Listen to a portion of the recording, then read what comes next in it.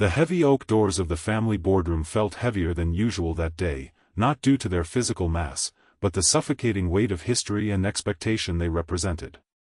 I walked in, my steps measured, my posture relaxed, a stark contrast to the palpable tension that filled the air. My family was arrayed around the long, polished table, their faces etched with a blend of desperation and a fragile, fading pride. At the head sat Silas, my older brother, his usual bluster replaced by a forced gravitas that barely masked his underlying panic. He cleared his throat, adjusting his tie, and began to speak of hard truths and unforeseen market shifts, his gaze occasionally flicking to me, a flicker of the old disdain still in his eyes.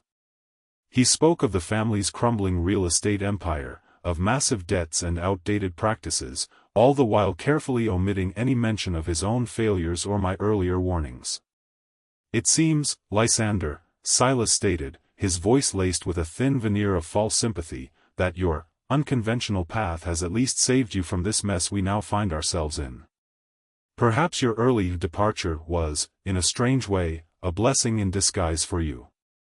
His final words were delivered with a smirk, a subtle jab intended to remind me of the day I was cast out, dismissed as a frivolous dreamer. My parents, their faces etched with a lifetime of traditional expectations, looked away, unable to meet my gaze. A younger cousin, perhaps out of pity or genuine concern, offered a soft, "I'm sorry, Lysander," to which I simply nodded.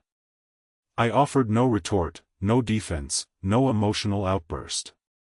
My face remained an unreadable mask. They saw my silence as resignation, perhaps even relief. What they couldn't see, what they refused to believe possible, was the quiet hum of power beneath my calm exterior, the perfectly orchestrated pieces of a plan years in the making. They saw a man who had narrowly escaped, I saw a chessboard upon which every piece had moved precisely as I intended. This was not a retreat, it was a strategic repositioning. To understand this moment, one must first understand the ground upon which I stood, and the foundations from which I was violently torn. From my earliest days, I found myself an anomaly within the Sterling family. While my peers, including Silas, were groomed to inherit and expand our formidable real estate empire, a legacy built upon brick and mortar, land acquisition, and traditional financing, my mind was captivated by the ephemeral, the invisible, the interconnected. I saw not just buildings, but intelligent structures, not just energy, but sustainable systems, not just transactions, but data flows. My passion was technology, specifically how it could revolutionize antiquated industries, including our own. I poured my heart and intellect into my first major venture, a sustainable energy project I christened Artemis. It was ambitious, perhaps even audacious, aiming to integrate advanced renewable power systems directly into urban planning, drastically reducing the environmental footprint and operational costs of large-scale developments. I presented it to my family with an unwavering conviction, seeing it as the logical evolution of our legacy. Silas, however, saw it as a threat, an unnecessary deviation from established paths, and above all, a financial gamble unworthy of our family's conservative portfolio. He dismissed my algorithms as fairy dust and my projections as dreamers' fantasies. He had always viewed my innovative pursuits with a thinly veiled contempt, seeing them as frivolous and financially irresponsible. His ambition was ruthless, his vision narrowly confined to the rigid structures he understood. Despite his opposition, I secured a substantial family investment, mostly thanks to my father's hesitant belief in my potential. I poured every waking hour, every ounce of my being, into Artemis. I foresaw market shifts, but unforeseen geopolitical events and a sudden, orchestrated smear campaign against renewable energy in the mainstream media, a campaign later revealed to have been heavily funded by traditional energy lobbyists, some with ties to our own business network, delivered a critical blow. Artemis failed, spectacularly and undeniably. The financial losses were substantial, and Silas seized upon this moment with predatory efficiency. He leveraged every connection, every family meeting, every hushed conversation to paint me as a reckless, incompetent liability. He argued that the loss was not merely financial, but a stain on the family's reputation, a betrayal of our practical, grounded heritage. He orchestrated my expulsion with surgical precision, portraying it as a necessary amputation to save the healthy body of the family business. My parents, influenced by Silas's relentless pressure and their own ingrained fear of deviation from tradition, acquiesced. They disowned me, not with anger, but with a chilling, detached formality. I was stripped of my inheritance, my connections, my very identity as a sterling. I remember standing on the sprawling estate driveway, my single suitcase by my side, the cold wind whipping around me. My family watched from the grand porch, a silent, unyielding wall. There was no rage in me, no despair. Only a quiet, resolute calm. They saw a broken man. I saw a man unburdened. That day, I made a silent vow, not to destroy them, but to transcend them. To prove that true value wasn't inherited, but built. My secret weapon wasn't a single piece of technology, but a profound understanding of the interconnectedness of systems, a strategic foresight that allowed me to see the coming waves long before the traditionalists even felt the ripples. It was my unwavering belief in my own vision, hardened by failure, and my ability to build a network of like-minded innovators who valued ingenuity over legacy. I left, not simply to survive, but to thrive on my own terms, in my own way. The years that followed were a blur of intense focus, relentless work, and strategic expansion. While my family's traditional real estate empire continued its slow, painful decline, burdened by outdated practices and a stubborn refusal to adapt, I was building my own. I founded Aethel Corp, a technology conglomerate focused on smart city infrastructure, sustainable urban development, and AI-driven real estate analytics. My failure with Artemis had taught me invaluable lessons about market volatility, the necessity of diversification, and the insidious nature of entrenched interests. I applied these lessons rigorously. I didn't seek to compete directly with the sterling empire. Instead, I quietly redefined the very landscape of urban development, making their traditional methods increasingly obsolete.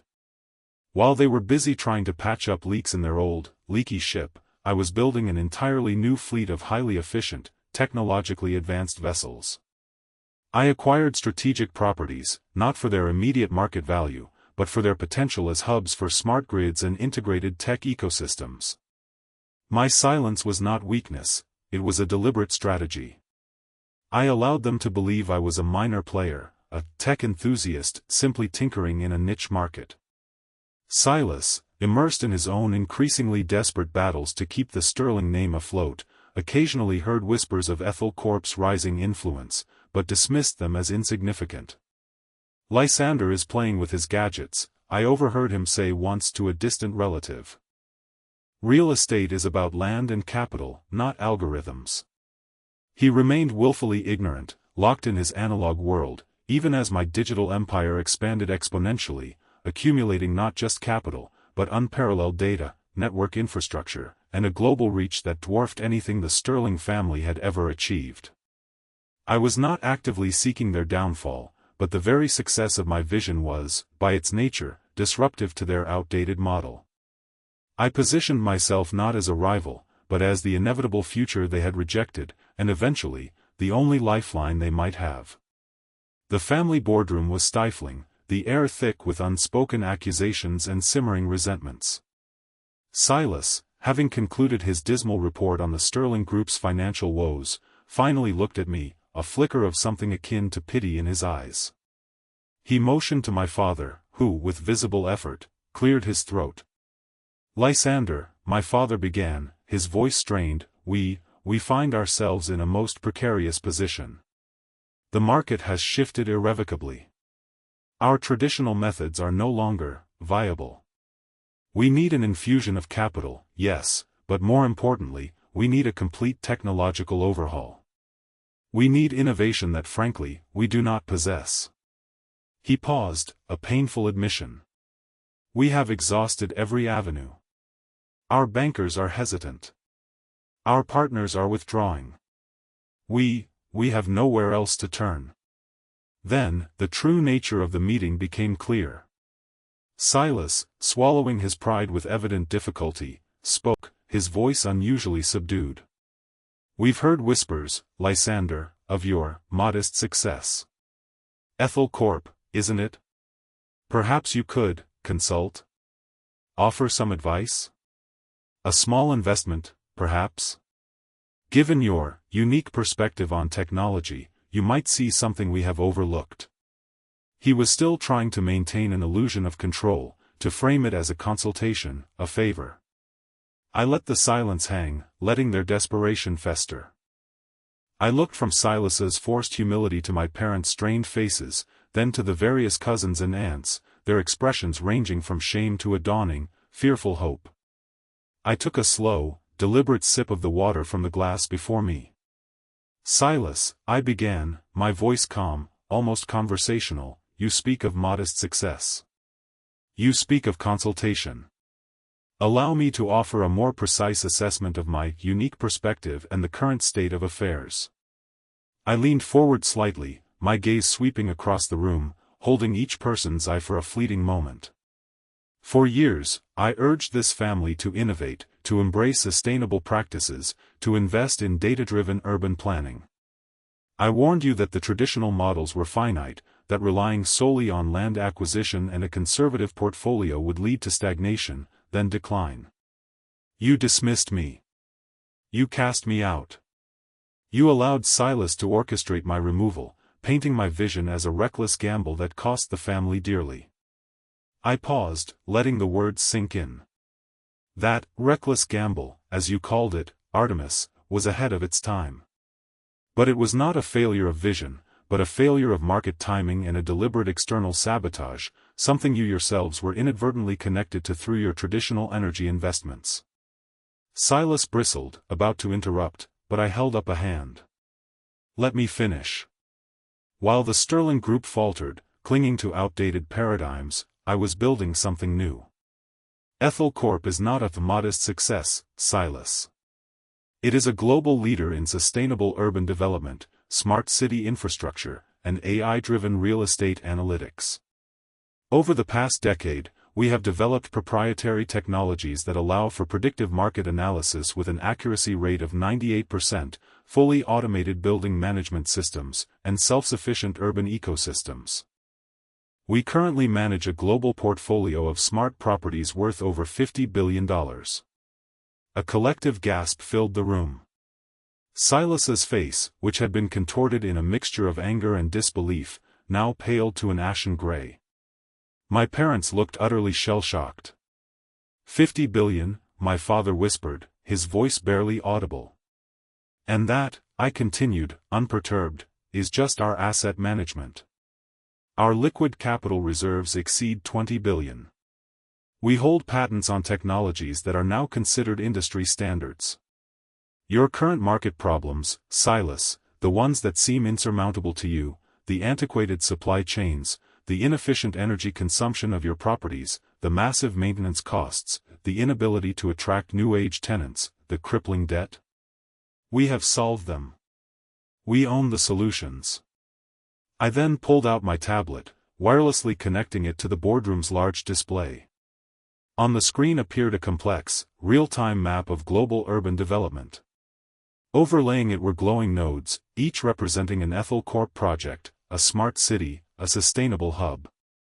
The Sterling Group's properties, by comparison, appeared as a few isolated, dimly lit dots on the periphery. "You speak of needing an infusion of capital and a technological overhaul," I said, my voice rising slightly, not in anger, but in firm declaration. "You don't need a consultant, Silas. You don't need a small investment. You need a complete rebirth. And the only entity in the world that can provide that is Aethel Corporation.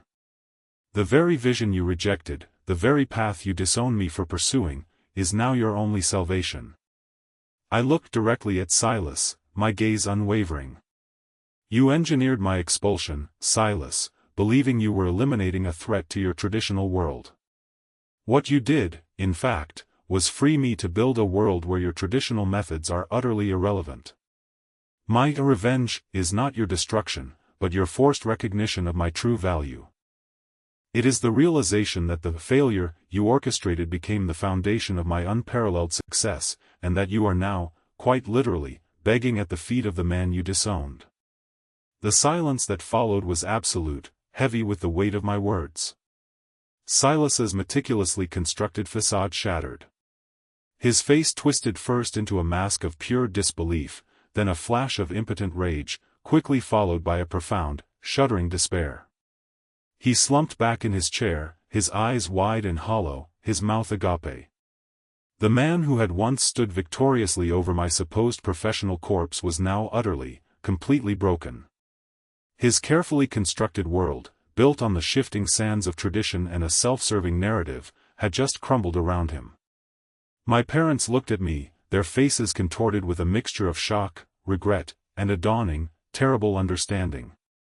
Their son, whom they had cast aside, had not just survived, but had ascended to a level of power and influence they could scarcely comprehend. My mother reached out a trembling hand, then pulled it back, as if afraid to touch me. My father, his imposing figure suddenly seeming small and frail, bowed his head. "Lysander," he rasped, his voice thick with unvoiced apologies, we were so wrong." The other family members, who had previously watched in a detached, almost judgmental manner, now stared at me with newfound awe and evident shame. The dynamics of power in the Sterling family shifted irrevocably in that single moment. The proud, unyielding empire built on generations of real estate had been reduced to a pleading relic, entirely at the mercy of the man they had once deemed unworthy. They started to speak, a cacophony of desperate pleas, hesitant suggestions, and thinly veiled attempts to curry favor. "Lysander, what can we do? How can we start? We'll do anything." I held up my hand again, and the room fell silent once more. "I will consider your request," I stated, my tone firm, devoid of emotion. "But understand this, my involvement comes with non-negotiable terms. The Sterling Group, as you know it, will cease to exist.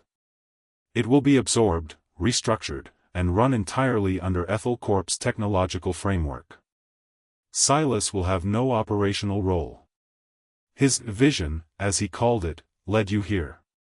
You will fully integrate my sustainability models, my data infrastructure, and my management principles. And every single person in this room will acknowledge the true cost of their past decisions. This is not about revenge in the destructive sense, it is about rebuilding on a foundation of truth and foresight. It has been several years since that pivotal boardroom meeting. The Sterling Group, under my complete oversight, has been meticulously dismantled and reborn as a division of Aethel Corp, focusing exclusively on historical property rehabilitation using smart technology and sustainable practices. The process was arduous, fraught with resistance from the old guard, but my terms were absolute, and my resolve unwavering. Silas, stripped of his power, initially rebelled, attempting to rally dissenting voices, but his influence had evaporated. He was given a choice: accept a non-executive, advisory role with no decision-making authority, or leave entirely. Humiliated, he chose to stay, a shadow of his former arrogant self, forced to witness the very technologies he scoffed at now breathing new life into the family legacy he nearly destroyed. I see him sometimes, his gaze distant, perhaps finally grappling with the true cost of his short-sightedness. My parents, initially struggling with the complete paradigm shift, have slowly, tentatively begun to understand. They visit my offices now, not with judgment, but with a quiet respect. They see the thriving, innovative enterprise I've built, and perhaps, finally, they see me, not as the reckless dreamer, but as the visionary I always was. There have been no effusive apologies, no dramatic reconciliations. Our relationship is simply different now, built on a foundation of reality rather than expectation. I have found a quiet sense of peace. My revenge was never about inflicting pain, but about proving a point, about validating a vision, and about showing that true strength lies not in preserving the past, but in daring to build the future. My life now is filled with purpose, driven by innovation, and unburdened by the need for external validation. I built an empire from the ashes of a perceived failure, demonstrating that resilience isn't just about bouncing back, but about adapting, learning, and ultimately, transcending the limitations others place upon you. Never let the fear of failure, or the judgment of those stuck in the past, deter you from your true calling. Your greatest setback might just be the quiet, strategic launching pad for your most profound success. Embrace your vision, even when others dismiss it as folly, for often, the very path that leads you away from familiar comforts is the one that leads you to your true destiny.